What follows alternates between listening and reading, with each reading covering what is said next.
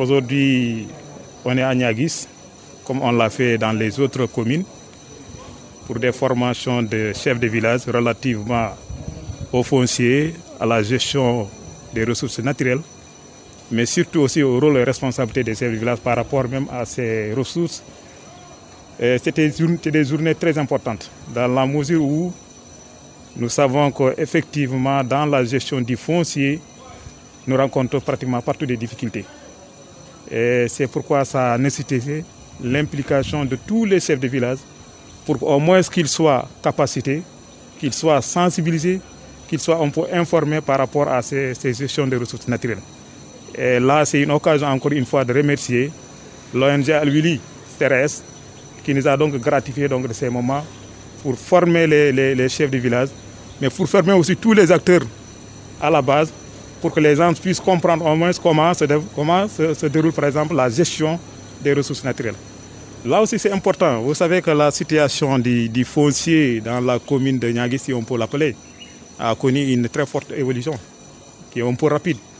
C'est pourquoi aujourd'hui l'accès aux terres et même aux ressources qui sont détachées sont devenues aujourd'hui des contraintes dans la commune. C'est pourquoi cette formation est venue en son heure pour permettre vraiment à des gens qu'ils puissent maîtriser un peu la gestion des ressources naturelles. Vous savez que Niaguis maintenant est convoité partout par la commune de Ziguinchor, si vous pouvez l'appeler ainsi. Donc c'est une occasion aussi pour sensibiliser les populations, pour leur dire en réalité que cette terre-là, c'est des domaines nationaux et que tout le monde est appelé à y accéder, mais dans des conditions régies par la loi, qui est le domaine national. L'autre opportunité. Voilà, là aussi c'est un autre problème. Vous savez que c'est vrai, avec l'accalmie là, avec les déplacés qui commencent à retrouver, mais l'autre problème qu'on a, c'est qu'ils sont revenus et ils ont trouvé au moins que les gens ont occupé leur terre. Alors là aussi, on est en train de discuter pour que les gens puissent au moins restituer leur terre.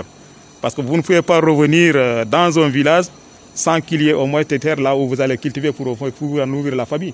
Donc il faudrait quand même que les gens fassent une grande concertation pour que les gens puissent discuter ensemble et au moins restituer ces terres à ces réfugiés.